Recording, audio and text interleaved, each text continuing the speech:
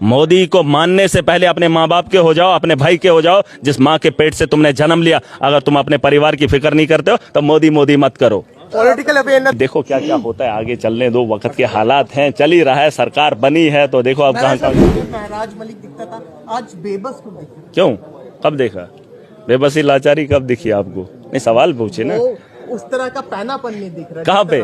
डोडा में दिखता था। अरे नहीं, जब अभी भाजपा खामोश है, विपक्ष खामोश है, विपक्ष जब हंगामा करेगी, विपक्ष पर सवालों को घेरा लाएगी, क्योंकि आज इन्होंने बड़े अच्छे सवाल किए। एक आदमी ने उठाया था, कब पता नहीं है, जम्मू की असेंबली का था, उसने कहा कि 2010 से लेकर, ये 2010 इनका बड़ा खूबसूरत लफ्ज है, 2010 से अभी तक वो ग्राउंड नहीं बना। फिर मंत्री जी ने कहा हम साथ में मिलकर उस ग्राउंड को बनाएंगे, जगह अवलीगार जाएंगे तो ग्राउंड बना। कहते नहीं, ये कोई इसमें इंक्वायरी होनी चाहिए। मैं तो चाहता था इंक्वायरी हो, इनके साथ में जो बाकी लोग बैठे हैं ना भाजपा के, वही इसमें मिलाओ होते, उन्होंने ये बनने नहीं दिया। और ये जो ब्यूरोक्रेट है, देखिए बात साफ है, जो जम्मू कश्मीर की आवाम को लूटेगा महराज उसको नहीं छोड़ेगा, और पूरी ताकत से आवाज बुलंद करे। और सबका फर्ज है, अगर मुझे तकलीफ हो रही है, मुझे कोई प्रॉब्लम नहीं है, लेकिन मैं ये चाह रहा हूं कि आपका पैसा लूट रहा है, आपका घर बर्बाद हो रहा है, मैं आपके घर की बात कर रहा हूं, और आप अपने घर को बचाने के लिए उससे डरते हो। हम अपने भाई के खिलाफ खड़े हो जाते हैं, हम अपने माँ बाप के खिलाफ खड़े हो जाते हैं। हम वो लोग हैं जो भाई के साथ लड़ने के लिए कोर्ट में जा सकते हैं,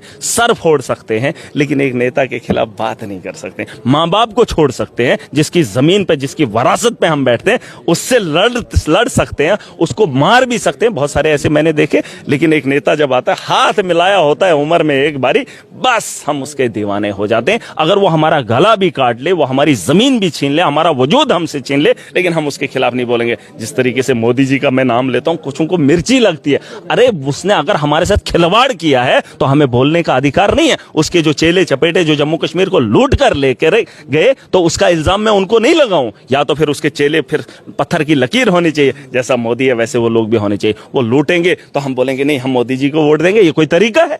आप अपने माँ बाप के साथ 2 मिनट की बात अगर वो ऊंची आवाज में करेंगे, आप उनसे महीनों बात नहीं करते, उन्हें घर से निकाल देते हैं। अपने माँ बाप, जो अपने माँ बाप का नहीं है, मोदी का निकलेगा। मुझे वैसे लोगों से नफरत है, वो लोग 100 बार सोचें।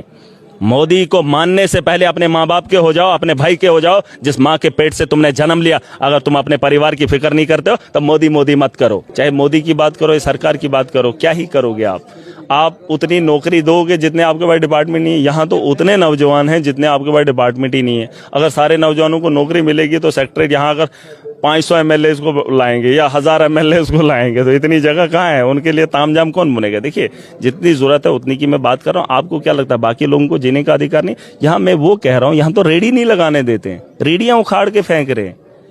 यहाँ होटल इंसान नहीं लगा पा रहा है, उसके लिए परमिशन नहीं दे रहे। मैं सरकार, रोजगार ये नहीं होता। रोजगार क्या होता? नौकरी होती। नौकर मीन्स नौकरी। आप सुन लीजिए, फिलहाल नौकर कोई बनना ही नहीं चाहता। किसी को बोलो ना और नौकर कहाँ है, वो नहीं मानेगा। अगर कोई गवर्नमेंट नौकर होगा ना, मैं गवर्नमेंट का नौकर हूँ, वो नौकर में शान नहीं होती है।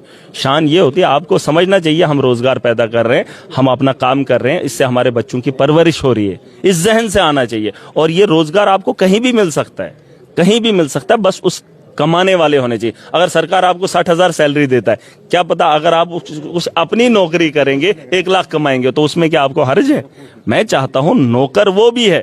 यहाँ तो बात अच्छा है जिस तर्ज पे मैं कह रहा हूं। देखिए, ऐसी बात नहीं है कि हर आदमी को सरकारी नौकरी मिले, लेकिन ऐसा नहीं जो हर पढ़ा लिखा है उसको क्या सबको सरकारी नौकरी है।